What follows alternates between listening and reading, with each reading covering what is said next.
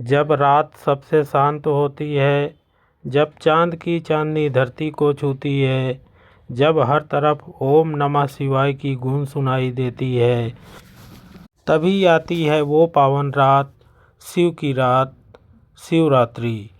यह सिर्फ एक पावन पर्व ही नहीं है, ये आत्मा की जागृति है, ये अंधकार से प्रकाश की यात्रा है। कहा जाता है इस पवित्र रात में स्वयं भगवान शिव धरती पर आकर अपने भक्तों की हर मनोकामनाओं को अच्छी तरह से सुनते हैं। जो सच्चे मन से व्रत रखता है, जो शिवलिंग पर जल चढ़ाता है, जो उनकी बेलपत्र से पूजन करता है, उसके जीवन के दुख, भय और पाप सब महादेव जी हर लेते हैं। तो आइए भक्ति, श्रद्धा और विश्वास के साथ शिवरात्रि पूजन के महत्व को समझें और महादेव की विशेष कृपा को प्राप्त करें। फाल्गुन मास में कृष्ण पक्ष की चतुर्दशी का उपवास अत्यंत ही दुर्लभ माना जाता है। उसमें भी शिवरात्रि में जागरण करना तो मैं सब के लिए ही बहुत दुर्लभ मानता हूँ। उससे भी अत्यंत दुर्लभ है शिवरात्रि में शिवलिंग का दर्शन करना। परमेश्वर शिव जी के पूजन को तो मैं और भी दुर्लभ मानता हूँ। 100 करोड़ जन्मों में उत्पन्न हुई पुण्य राशि के प्रभाव से कभी भगवान शंकर की बिल्वपत्र से पूजा करने का अवसर प्राप्त होता है। 10,000 वर्षों तक जिसने गंगा जी के जल में स्नान किया है, उसको जो फल मिलता है, वही फल मनुष्य एक बार शिवरात्रि को बिल्वपत्र से भगवान शिव की पूजा करके प्राप्त कर लेता है। प्रत्येक युग में जो जो पुण्य इस संसार में लुप्त हुए हैं, वे सभी फाल्गुन कृष्ण पक्ष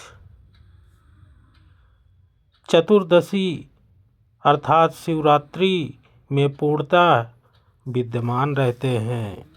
लोक में ब्रह्मा आदि देवता और वशिष्ठ आदि मुनि इस फाल्गुन कृष्ण चतुर्दशी की भूरी भूरी प्रशंसा करते हैं।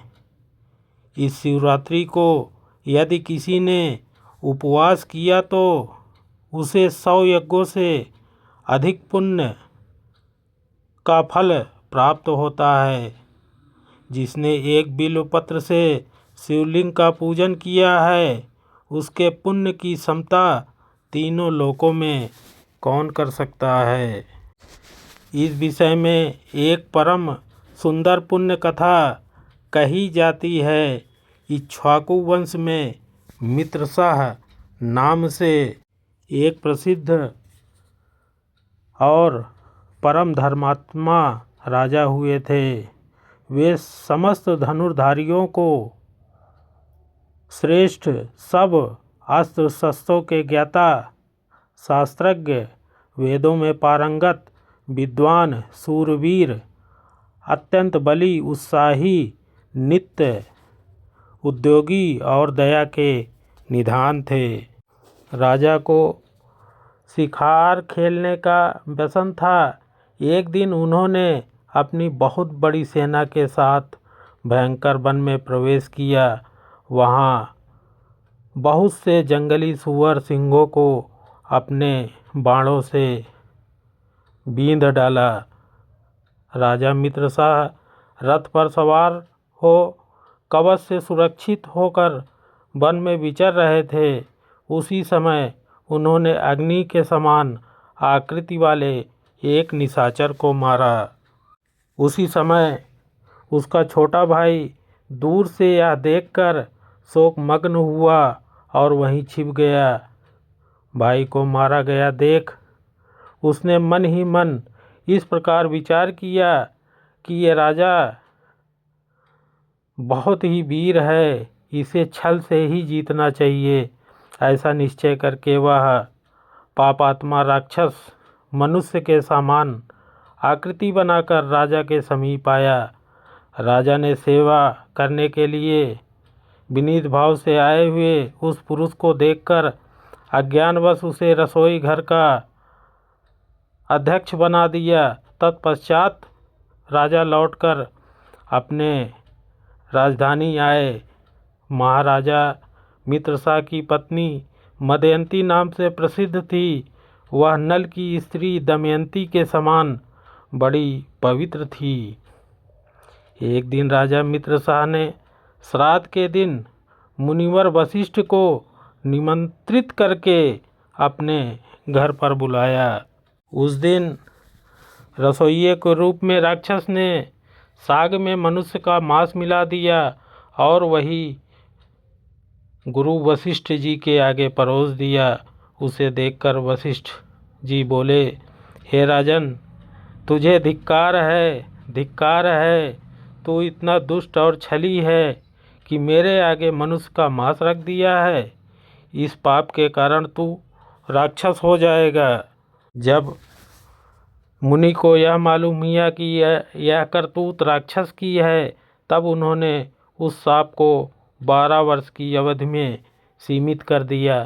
तब राजा भी कुपित होकर बोले, यह मेरी करतूत नहीं थी और न मैंने इस विषय में कुछ जानता ही था, तो भी आपने मुझे अकारण श्राप दे दिया है। इसीलिए गुरु होने पर भी आपको मैं भी श्राप देता हूँ। ऐसा कहकर राजा अंजलि में जल ले गुरु को श्राप देने के लिए उद्यत हुए। यह देख रानी मदयंती ने पति के चरणों में गिरकर उन्हें ऐसा करने से रोका। रानी के वचन का मान रखने के लिए राजा श्राप देने से हट गए और उस अंजलि के जल को अपने दोनों पैरों पर डाल दिया। इससे राजा के दोनों पैर कलमश युक्त मलिन हो गए। तभी से राजा का नाम कलमासपाद हो गया। गुरु के श्राप से राजा वन में विचरने वाले राक्षस हुए। एक दिन वन में कहीं किशोर अवस्था वाले नवविवाहित मुनि दंपत्ति रमण कर रहे थे। उस समय उस नरभक्षी राक्षस ने तरुण मुनि कुमार को खाने के लिए पकड़ लिया। ठीक उसी तरह जैसे छोटे से मृग शिशु को किसी व्याघ्र ने जकड़ लिया हो। राक्षस के बस में पड़े हुए अपने पति को देखकर उसकी प्यारी स्त्री करुणापूर्वक बोली, हे सूर्यवंश यशोधर महाराज, आप ऐसा पाप न कीजिए। आप राक्षस नहीं हैं, अयोध्या के सम्राट हैं, राजा मदयंती के पति हैं। प्रभु, ये मेरे स्वामी मुझे प्राणों से अधिक प्रियतम हैं, इन्हें न खाइए। शरण में आए हुए दीन दुखी मनुष्यों को आप ही सहारा देने वाले हैं। इन महात्मा पति के बिना मेरा शरीर मृत के समान है। इस मलिन पापमय 5 भौतिक शरीर से क्या सुख होगा। ये मुनि कुमार देखने को बालक हैं, किंतु वेदों के विद्वान, शांत, तपस्वी, अनेक शास्त्रों के ज्ञाता हैं। इन्हें प्राणदान देकर आपको संपूर्ण जगत के रक्षा करने का पुण्य प्राप्त होगा। महाराज, मैं ब्राह्मण की स्त्री हूँ, अभी बालिका हूँ, मुझ पर कृपा कीजिए। आप जैसे साधु पुरुष अनाथों, दीनों और पीड़ितों पर कृपा करने वाले होते हैं।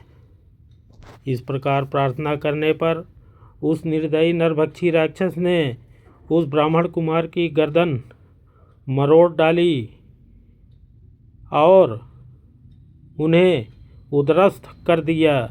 तब वह पतिव्रता ब्राह्मणी अत्यंत शोक से ग्रस्त हो विलाप करने लगी।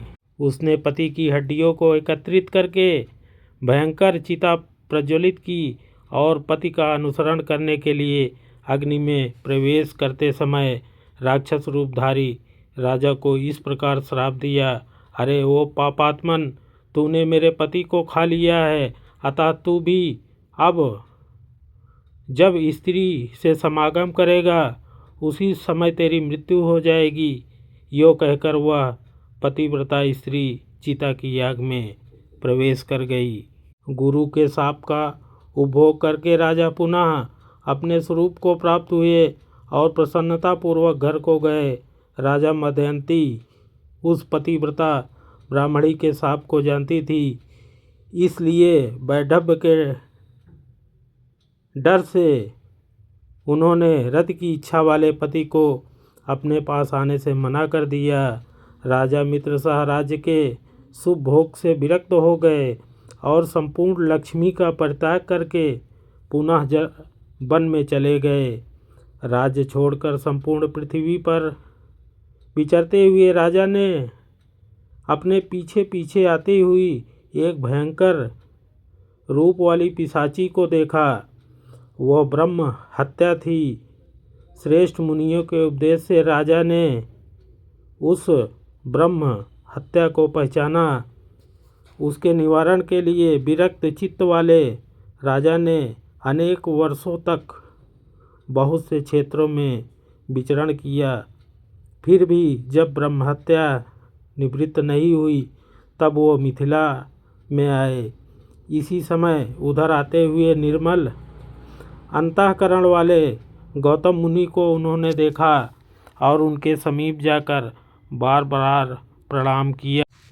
तब मुनि श्रेष्ठ गौतम ने राजा को आशीर्वाद दे मंद मंद मुस्कुराते हुए कहा, राजन, तुम्हारे यहाँ कुशल तो है ना? तुम्हारे राज्य में कोई विघ्न बाधा तो नहीं है? राजा ने कहा, ब्राह्मण, आपकी कृपा से हम सब लोग कुशल से हैं, परंतु यह भयंकर रूप वाली पिशाची हमेशा हमें बड़ा दुख देती है। शापग्रस्त होकर हमने जो भयंकर पाप कर डाला है उसी की शांति के लिए सहस्रों प्रायश्चितों से भी नहीं हो पा रही है। आप प्रेम पूर्वक संभाषण करके मेरे चित्त को आनंदित कर रहे हैं। महाभाग, आज अपने चरण कमलों की शरण में आए हुए मुझ पापी को शांति प्रदान कीजिए, जिससे मुझे सुख मिले।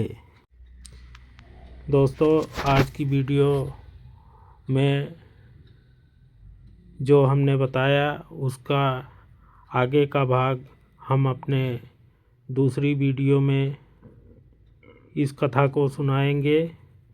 अतः आप लोग दूसरी वीडियो को भी अवश्य देखिएगा, सुनिएगा, तभी आपको पूरी कथा मालूम होगी और इस कथा का पुण्य फल भी आपको प्राप्त होगा।